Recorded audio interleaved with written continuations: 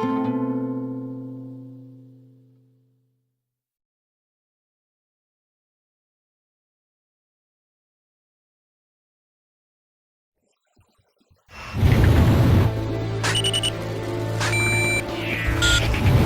reactivation of nuclear silo. COM team, continue your mission. Engage. Stand by. We're analyzing the situation.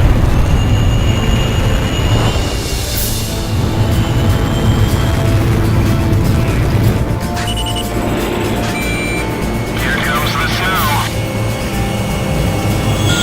Shoot down the enemy. I'll run a plane analysis and fill you in ASAP.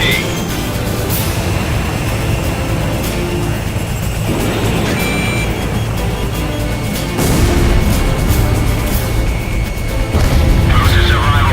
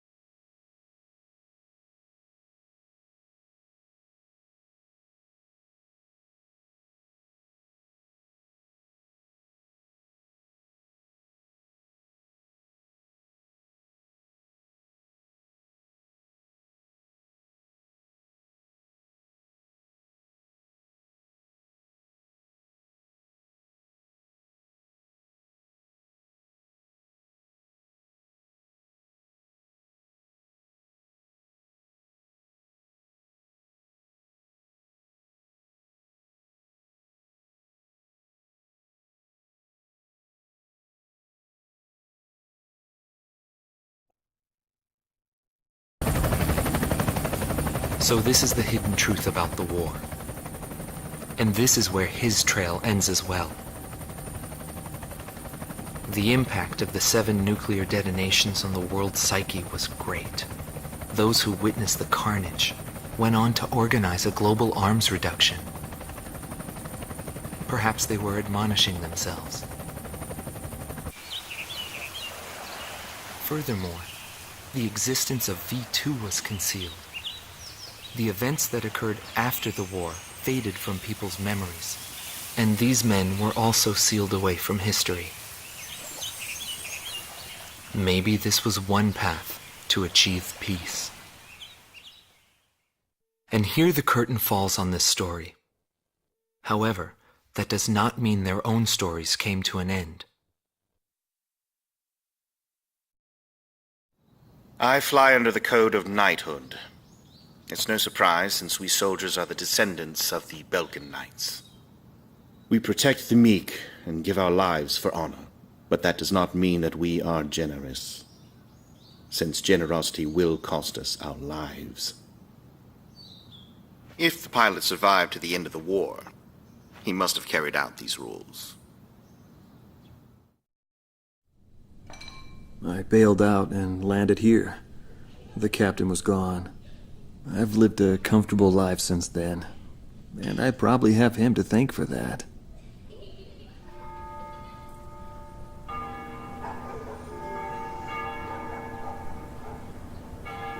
They ring the bells here at dusk to honor the liberation of the capital. It signals peace, but to me, they are the sounds of death.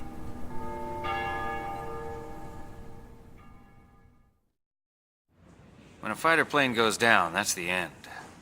It disintegrates into pieces. Incinerated beyond recognition. It's a scary thought. But it also makes you feel alive. I left the military, but I still fly that sky. But, it's pretty lonely up there all by myself. I'd love to fly with him again someday.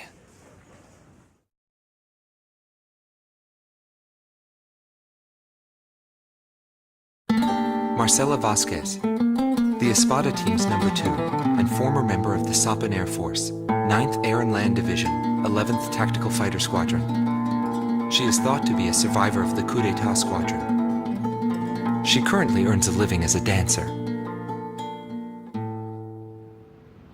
If the Demon Lord hadn't appeared, our lives might have been different. For me, it wasn't about flying or ideals. Most of all, it was about him, the heavy command cruiser that was to act as transportation for the organization. And the Demon Lord appeared, as if to block our path. I will never forget his overwhelming power. One by one, my comrades were shot down, and then the mother bird we were supposed to protect. I returned alive from that battlefield, and I returned to this city where I grew up. I left the organization, too. I never went back to the sky again. There's no meaning there now that he's gone. He died in that fight. But I don't blame anyone. The regret and suffering that remained after that battle were also what he had given me. They're among the precious few things he left behind.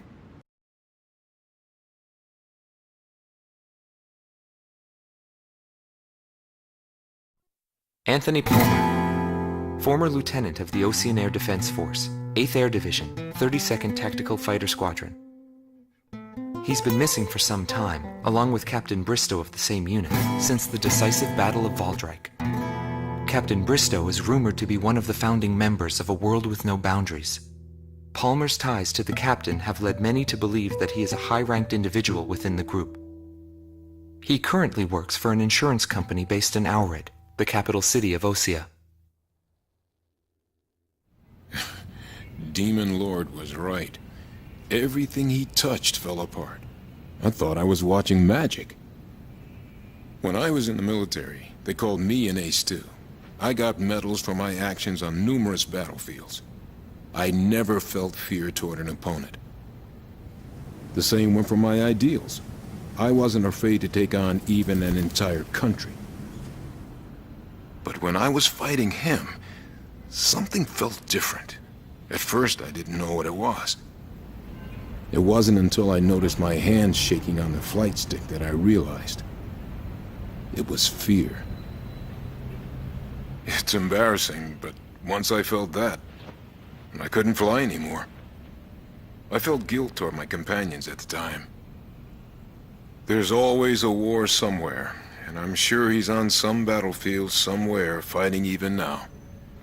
He'll always have a place to live.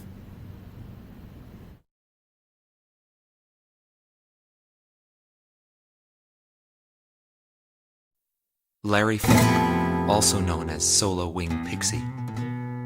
GALM Team's number 2, and member of the Ustio Air Force, 6th Air Division, 66th Air Force Unit. That's right. This man was his buddy, and his enemy. I should have died that day, but I didn't. I dragged my wounded body and reached ground zero of the nuclear detonations. A barren, empty land. I felt an unbearable sadness when I witnessed that landscape. There were still people living there. They were the ones that saved me. It may be true that the world has no need of borders, but would getting rid of them really change anything? The world won't change for the better unless we trust people. Trust is vital in a peaceful world. But that will never happen. I'm still on the battlefield. Right now I'm near a border. I want to see for myself what borders really mean, and what their volition really is. I may not find what I'm looking for, but I still want to try. Anyway, that's what I've come to believe, and I think that's enough. Will he see this video? If you do meet him, give him a message for me. Yo, buddy. Still alive? And thanks, friend. See you again. The Demon Lord of the Round Table. A warrior who soared through the Balkan War, inspiring both fear and admiration. His presence filled the skies for but a few short months before he disappeared. Apart from that, nothing is known about him. I was never able to find out what kind of a person he really was. But whenever they talked about him, they always had a slight smile on their faces. That, perhaps, may be my answer.